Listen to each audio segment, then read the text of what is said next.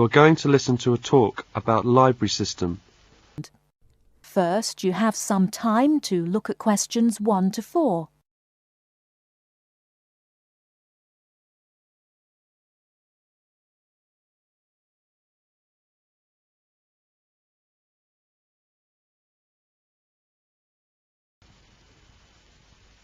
Right, everyone, my name is Kathy Smith. I'd like to give you a brief introduction about the library system. Every good student should learn how to use the library. If you have to do a research project, the library is the place to go to for information. Libraries contain books and periodicals, magazines and newspapers on many different subjects. To find the information you need, you must know how to use the library. All libraries are organised in much the same way.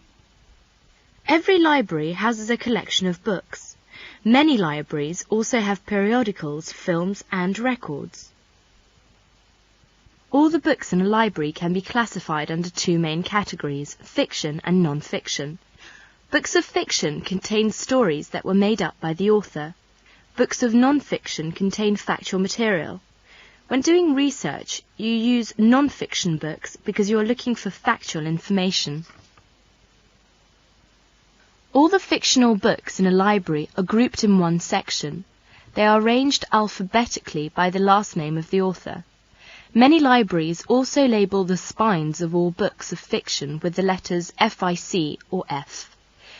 All libraries have a system for organising and classifying non-fiction books. The most widely used system is the Dewey Decimal System. It was designed by an American librarian named Melvin Dewey. It is called a decimal system because it divides all non-fiction books into 10 major categories. These are further divided into subdivisions. Before you hear the rest of the conversation, you have some time to look at questions 5 to 10.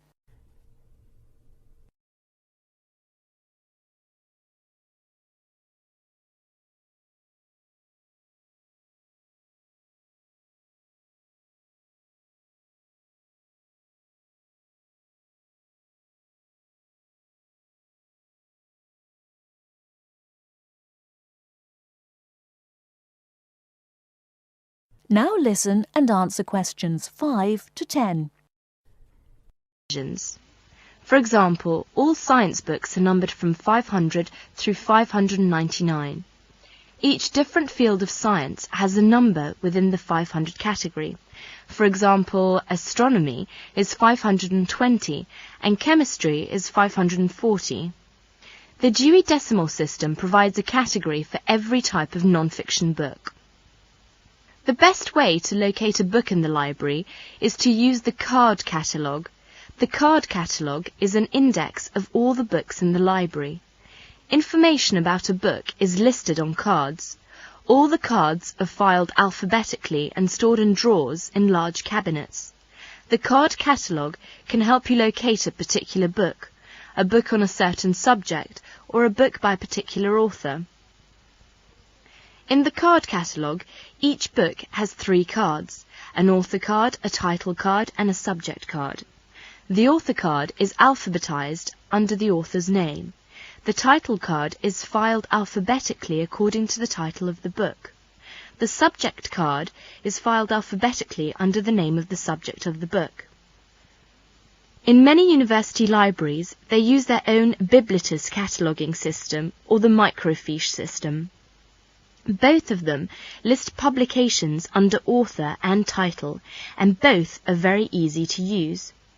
Now let us see the reference books. We all know that reference books make up an important part of a library's non-fiction books collection. They contain facts and information about any subject you can think of. Reference books are not meant to be read from cover to cover. You should use them when you want important facts and information about a particular subject. Let's see some major types of reference books. First, dictionaries. Dictionaries are books that list and give the meanings of the words in a language. They also give the pronunciation of words in a dictionary which are listed alphabetically. Second is encyclopedias. Encyclopedias are reference books that provide factual information about people, events, places and subjects of lasting interest. Each article is written by a specialist on the topic being discussed. An encyclopedia usually consists of a number of books arranged in a set. The volumes are arranged in alphabetical order according to the topic of each article. Letters are stamped on the spine of each volume to indicate the alphabetical rang of the topics in each volume. For instance, if you wanted to find information about the moon, you would look in volume 8 of the encyclopedia pictured here. Next is atlases. An atlas is a book of maps. It may contain many different kinds of maps. The maps in an atlas are often arranged alphabetically by country or continent. Almanacs are also a type of reference books. An almanac is a book that contains recent statistics and summaries of information on a wide variety of topics. It is published annually.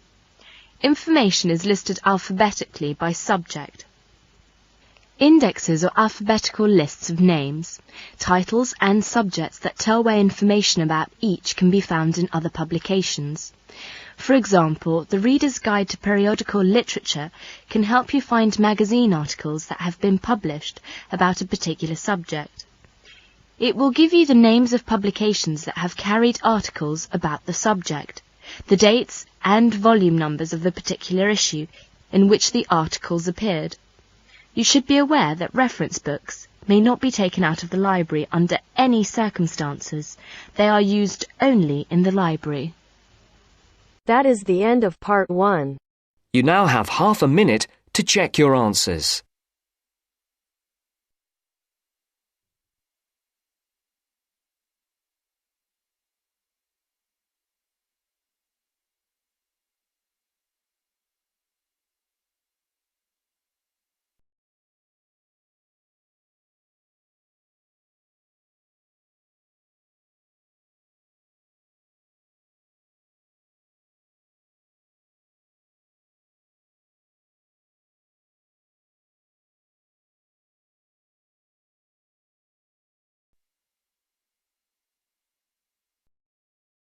Now turns to part 2.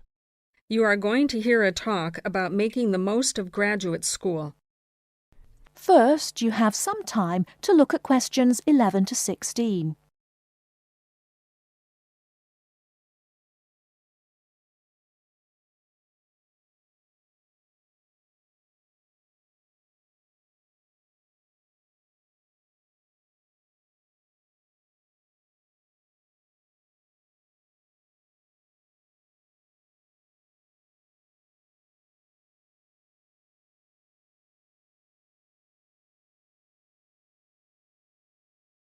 Now, listen carefully and answer questions 11 to 16. Entrance to the graduate school. My job now is to give you the graduate school survival guide and make some concise suggestions for getting the most out of your relationship with our research supervisor, getting the most out of what you read, and making continual progress with your research. First, your relationship with your supervisor. This is fundamental. Meet regularly. You should expect to meet once a week or at least every other week because this will give you the motivation to make progress and also keeps your advisor aware of your work. Prepare for your meetings. Come to each meeting. Also, bring the notes from your previous meeting together with a list of any upcoming deadlines. Make a plan for what you hope to get out of each meeting. After the meeting, email your supervisor a brief summary. Include a list of major topics discussed, a list of what you agreed on, a note of any advice you may not want to follow, and a new summary of what you are planning to do. This helps avoid misunderstandings and provides a handy record of the progress of your research. Add a to-do list for yourself and your supervisor, including a reading list. Finally, add the time and date for the next meeting. My second main piece of advice is to keep your supervisor informed. Show him or her the results of your work as soon as possible. This helps your supervisor understand your research and identify any potential points of conflict early in the process. Include summaries of your work, including any results of experiments, and also anything you write about your research. Thirdly, communicate clearly. If you disagree with your advisor, state your objections and concerns clearly and calmly. If you feel that something about your relationship is not working, discuss it with him or her. Whenever possible, suggest steps that they could take to address your concerns. Under this heading, it is extremely important to take the initiative. You do not need to clear everything you do in your research with your advisor. He or she is busy too. You must be responsible for your own ideas and the progress of your work. Before you hear the rest of the talk, you have some time to look at questions 17 to 20.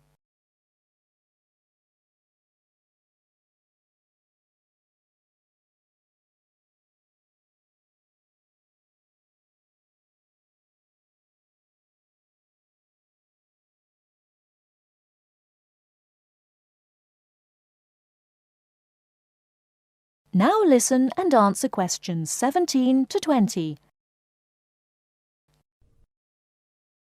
The second section of my talk is about getting the most out of what you read. The first principle here is to be organized.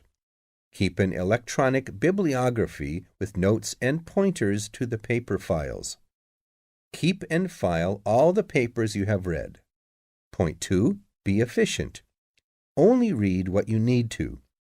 Start by reading only the conclusion, scanning figures and tables, and looking at their references. Read the other sections only if the paper seems relevant or you think it might help you get a different perspective. Skip the sections you think you already understand. These are often the background and motivation sections. It's of critical importance to take good notes on every paper you find worth reading. Note especially what problem the author is trying to solve, what approach they take to the problem, and how their approach differs from other approaches. Next, summarize what you have read on each topic.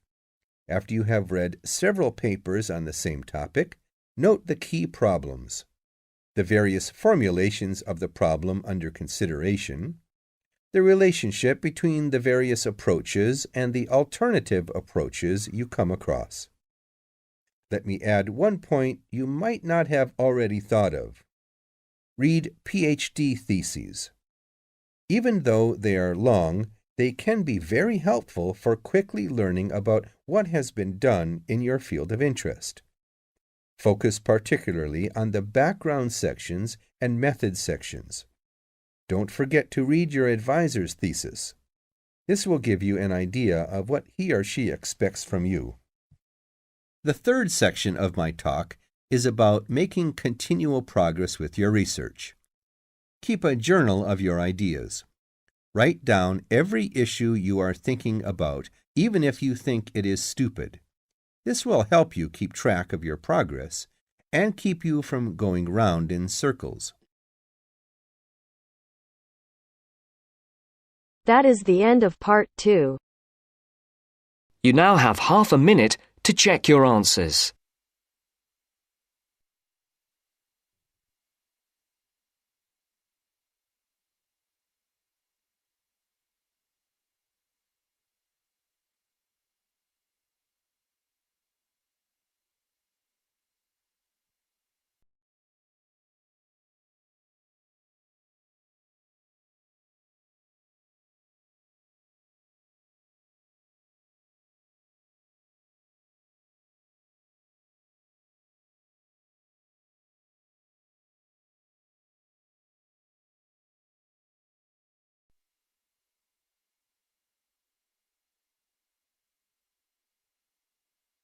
Now turns to part 3.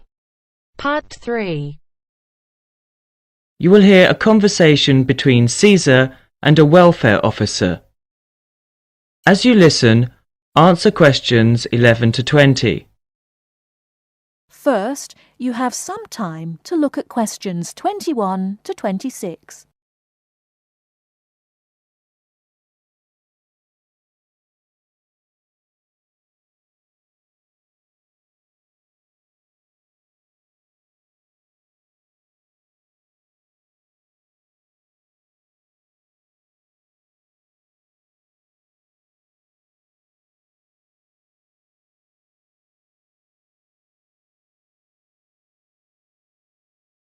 Now listen carefully and answer questions 21 to 26. Good afternoon. My name's Cesar Bautisto. Hello, I'm Wendy, one of the welfare officers. Can I help you? Yes, I have to move out of my accommodation in 2 weeks, and I can't find anywhere else to live. Okay, I'll need to know some details about your current situation. I'm an overseas student from the Philippines. The college gave me a temporary room for 1 month. I can't find anywhere else, and I have no money. Have you told the college about your position, or asked them to let you stay longer in your accommodation? No, not yet. I didn't think that would be possible. Well, we can contact the accommodation service on your behalf to see if they'll let you stay a little longer, until you can find an alternative. Thank you. But I'm not sure that I can find another place, as they all ask for money before moving in, and I don't have any. Yes, it is usual in this country for landlords to ask for up to a month's rent in advance. Don't you have any money at all? Hardly any. I'm waiting for my grant cheque to be sent from the Philippines at the moment. It should have been here for me to collect when I arrived in Britain, but it seems to have been lost. You can apply for emergency loan from the union if you want.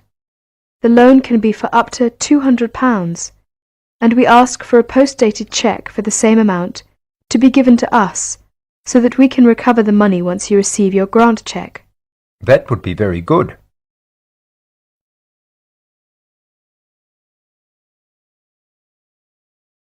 Before you hear the rest of the talk, you have some time to look at questions 27 to 30.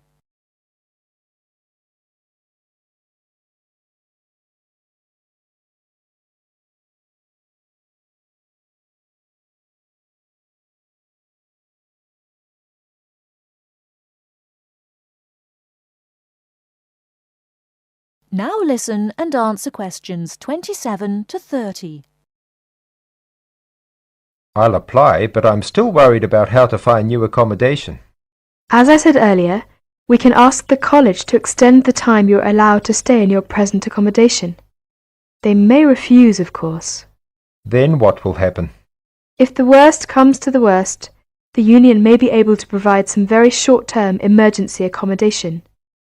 If you want me to, I'll contact 1 or 2 of the addresses on the notice board and arrange for you to visit them. But what if they ask me for the rent in advance? I only have £90 left, and I need that for food and books. It'll be all right. By the time they actually need the money, we'll have your emergency loan ready. Just fill in this application form and write me a cheque for £200, please, payable to the student union. Right, I'll do that. Thank you very much for your help. I'm feeling more optimistic now.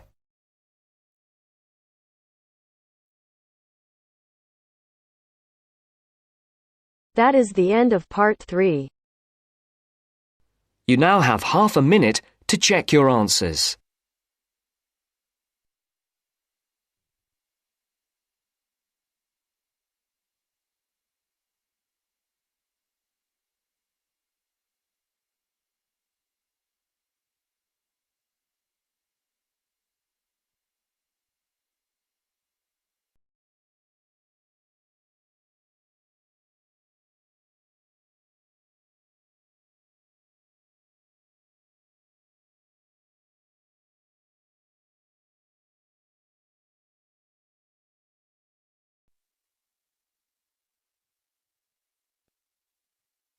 Now turns to part 4.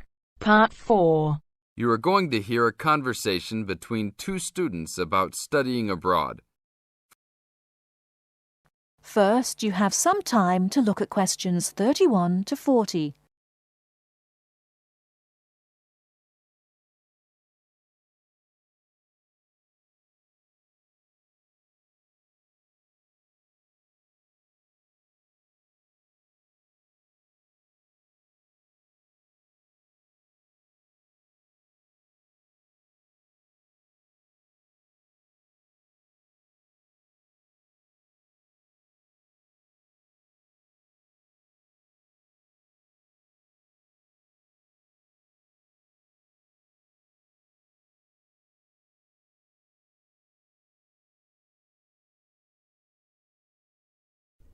Now, listen carefully and answer questions 31 to 40. Hey Mary, how's school going? Haven't seen you in a while. What have you been up to? John, good to see you again. I've been really busy the last couple of weeks. I'm applying to study abroad next year. Really? So am I. I think it will be a great experience to be able to study in another country. What country do you want to go to? At first I wanted to study in Africa, but my parents really don't want me to go there because they think it will be dangerous. So now I'm thinking about going to Spain, Italy or Japan. Actually, I think Africa would be a fascinating place. I would want to go there to visit. Maybe not to study, but definitely I would want to go visit. For next year, I want to go to either China or Germany to study. But my parents can't afford any European countries. So maybe... Why China or Germany? Well, I want to go to China because I think it's a really interesting country with a long history. Plus, it has been changing so much, and I think it is a great time to be there. I really want to improve my Chinese also, and I've been taking Mandarin courses the last 2 semesters. I would want to go to Germany because my mother is German, and I want to learn more about my cultural background. How about you? Why the countries you chose? Well, I want to go to a Spanish-speaking country. I took Spanish in high school, so I figure if I go to a Spanish-speaking country, I'll be better off knowing some of the language already. But I have already been to Mexico many times, and South American countries don't have classes for my major, except for Brazil, but they mostly speak Portuguese there. I would want to go to Italy because I want to do a study about ancient Roman civilization. It has always been a dream of mine to go and see Pompeii and the volcanic ruins. Plus, my family has Italian roots and I love Italian food. I want to go to Japan mainly because my girlfriend was born in Japan and always tells me all of these fascinating stories about Japanese history and culture. I am a big fan of sumo wrestling also, so I've always wanted to see a sumo match in person. I really love sushi and almost all Japanese food. Recently, I have started to watch some Japanese baseball too. But of course, these are all secondary reasons. My main reason is of course my girlfriend and understanding her culture. I don't speak any Japanese though, so that is my major drawback. I think it is much better to go to a country if you can speak the language. That's great. When do you have to decide by? I have to finish all my applications this week. I'm really stressed trying to finish everything, on top of all my schoolwork. I'm almost done with my applications. I just have to finish the Italy application. I think my last choice is Italy, so I'm doing that one last. How long do you want to go for? I think I'm only going to go abroad for 1 semester, or else I won't be able to graduate on time. I have many classes left until I can finish my degree, and I'm not sure if I will be able to take them studying out of the country. I think I might be able to study in Spain because my Spanish is fluent, but definitely not in Italy or Japan, unless they have classes offered in English. I want to go for a year. I've heard that it's better to go for a year because you get a full experience and get a better grasp on the language. But I understand that most people can't finish their degree in time. It was hard trying to decide which country I would rather go to, but I think my first choice is to go to China. I know Germany will be great also. Either way, I will be thrilled to have the opportunity to study there. What's your first choice? I really don't have one.